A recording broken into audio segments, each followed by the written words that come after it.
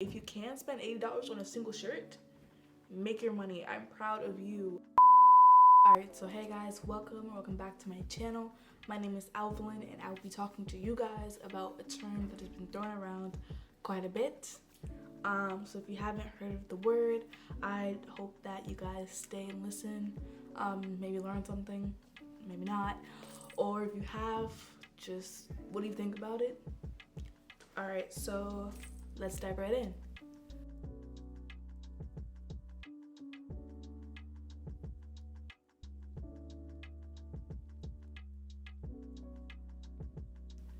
The term we'll be talking about today is fast fashion. And basically, this video is solely about my own opinion, so my own commentary, and in terms of like what it is and all that. So how I would define fast fashion, in my opinion, it's basically a business solely based on the growth of capitalism, what this country is founded upon, and essentially just a way to make quick money. When I think of fast fashion, I kind of think of how these businesses want to make quick money while also not really caring about the ethics or the morals of what they're doing. A few brands have been name called as being fast fashion brands, such as Shein, Romley, H&M, Forever 21, and there are many others.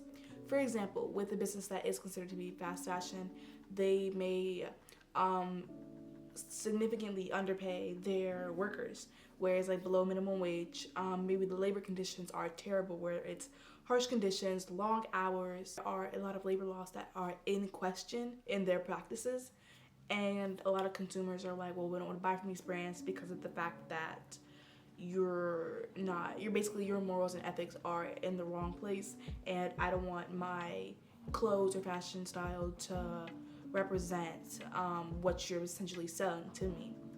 Now I will say I'm a hypocrite. I believe many Americans are hypocrites, as I've seen many sources stating that, don't buy from fast fashion, it's evil, and go sustainable, ethically, go to secondhand stores like thrift stores and stuff like that. That's where you can get your clothes from. However, not all of us make good money and can spend $80 on one shirt that was made from plastic bottles that were recycled into this beautiful shirt. Now I'm just gonna say, if you can spend $80 on a single shirt, make your money. I'm proud of you. However, most of America cannot do that. And so what I'll be talking about today is basically what you can do, or rather, should there be more leniency when it comes to fast fashion. I've seen many sources stating like, okay, like what I said before, go to thrift stores or whatever. However, there's a lot of questions to that. Not many places, or some places, depending on where you live. If you live in like a small town or something, what are the odds of you having a good thrift store that has, clothes that you genuinely like, along with your sizes? Because I know I've read, like, when I go through Instagram posts, I read comments like a lot just to see how other people feel about it. And I know I saw a lot of people saying like, what about plus sizes and other sizes that these thrift stores may not potentially have because everything's second-handed, and are they really going to have these options available to you? So that's kind of the downside of thrift store or thrifting. And then with the sustainable and ethical options, like I said before, not everyone has $80 to spend on a shirt. So our middle to lower classes, what are we supposed to be doing other than buy from fast fashion? So my own opinion, it's just like, I feel like the rich or those that are of a wealthier descent, they should be the ones that buy ethically and sustainably, because then that potentially maybe it'll fill a gap there between those that can spend money on this $80 shirt and those that cannot. And I just think that that is probably the best route to go down until you can independently go down the route of like fast fashion. Like for me, I probably go thrifting a lot more because it's cheaper, and where I currently reside, it's easier for me to find thrift stores or shops that are closer to me and that have clothes I genuinely like. However, for someone that cannot, fast fashion is obviously going to be your route to go because everything's cheap and you can find clothes that you're genuinely going to like. Also, what was I going to say?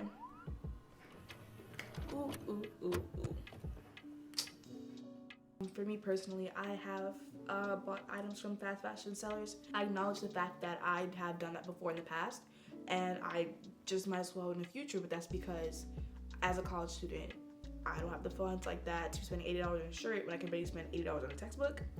So there we go. Now I'm not saying that, oh, you know, I'm not caring about what I'm buying. I'm going to be consciously aware of what I'm doing. I'm going to buy more from thrift stores because there are a lot around me. I'm going to take advantage of my resources, along with the fact that there are many brands that I love, a few Black owned, that I've seen have been growing on like Instagram and other social media platforms, that have clothing items that are of a that have clothing items that are sustainable.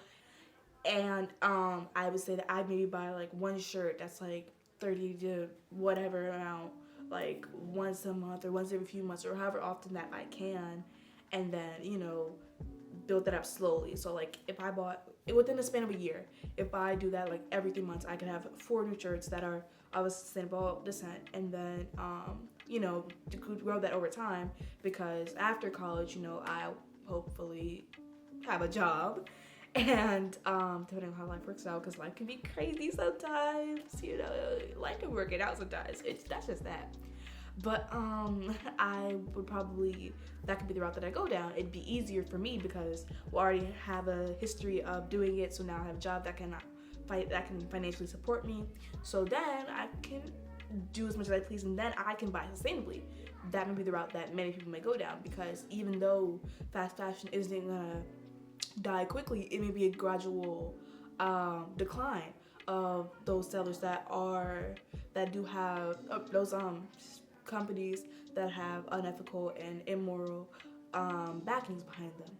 So that's just kind of my opinion on it. If you can't do it now, potentially later down the road, or at least like have it in your mind that like at some point I know I will be able to change how I shop for clothes, and maybe like what I do buy from certain sellers and stuff like that. So honestly, I always ask for like an open mind and just like the consciousness and being aware of like what you're doing and what you're buying. If you want to find like more resources or anything, I can always help you find more resources. Thank you for clicking on this video. Did you hear the excitement in my voice? I was ready. But yes, thank you for coming here, and I appreciate you.